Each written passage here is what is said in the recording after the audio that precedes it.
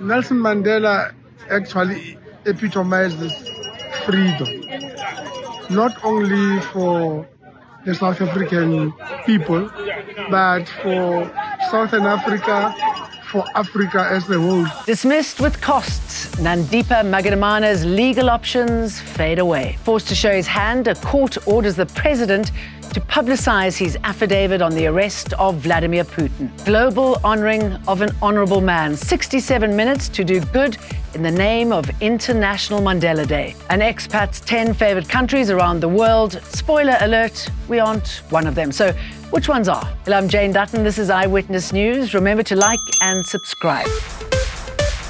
This is Eyewitness News. Well, it couldn't happen soon enough. The new Senzo Meyiwa trial has finally begun, with Meyiwa Khumalo, the state's first witness. From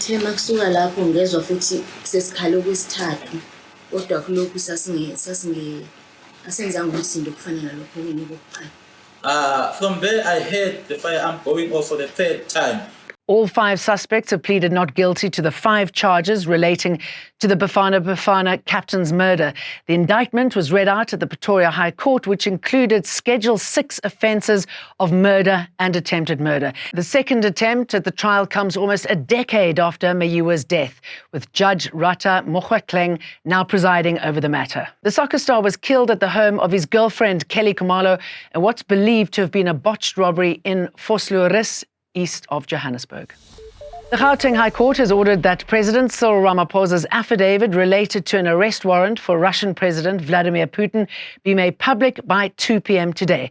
This is what it said. President Cyril Ramaphosa says government has what he's termed obvious problems with executing an arrest warrant for Russian President Vladimir Putin. Chief of these is the open threat that arresting Russia's sitting president will be an open declaration of war. Ramaphosa says he has a duty to protect national sovereignty, peace and security of the republic.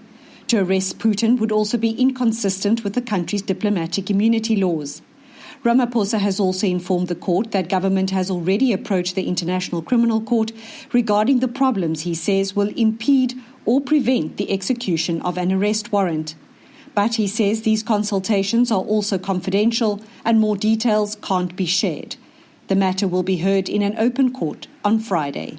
Lindsay Dentlinger, Eyewitness News. The DA went to court yesterday to compel Ramaphosa to share the document, the contents of which he says he was prohibited from doing so because of the international law under the Rome Statute. In a judgment handed down, Ramaphosa has been ordered to upload his affidavit to the court's digital system and share it with all parties involved. I am therefore not persuaded that another court would come to a different conclusion or that there are other compelling reasons why the matter should proceed on appeal. The following order is therefore made. The application for leave to appeal is dismissed with costs. And with that, Nandipha Magudumana's hopes of release fade away. The Free State High Court in Bloemfontein has dismissed her leave to appeal her arrest and extradition from Tanzania. Magudumana's main argument was based on the aspect of consent and that she did not provide written consent of being brought back to South Africa. This was in response to the state who says she provided verbal consent and that she wanted to come back to the country to be with her kids. She can now either take her appeal to the Supreme Court of Appeal or the Constitutional Court, but both options come at a hefty price. Magudumana is the alleged main accomplice of murder and rape convict Thabo Bester. She was arrested alongside Bester in Tanzania in April. In 2019, I developed eye cataract in both eyes. My vision became blurry. I couldn't read books, I couldn't watch TV, and even walk on my own. I needed assistance at all times, but today I can see clearly. Experiencing sight for the first time on International Mandela Day, Nozuko Mtoto and many others have had free and life-changing operations thanks to the Western Cape's Mandela Day Surgeries Project. It includes general surgeries, hip and knee replacements, as well as ear, nose and throat procedures. Nozuko was one of millions honouring Nelson Mandela today. People across the globe were encouraged to spend 67 minutes to plan at least one meaningful thing to make a positive difference in someone's life. A day like this, where people come together to paint, to do gardening, to build. These are all things that are the teachings of Nelson Mandela. Birthday wishes have been pouring in on social media. President Cyril Ramaphosa unveiled 2 statues of the global icon in the Eastern Cape. The statues that we unveiled earlier today in Mthatha depicts Madiba in the role for which he was most well known, that of a world leader and a statesman. The statue that we unveiled here in Kono depicts him in the attire of his Xhosa Thembu culture, reminding us of the traditional values that he lived by and that shaped his consciousness.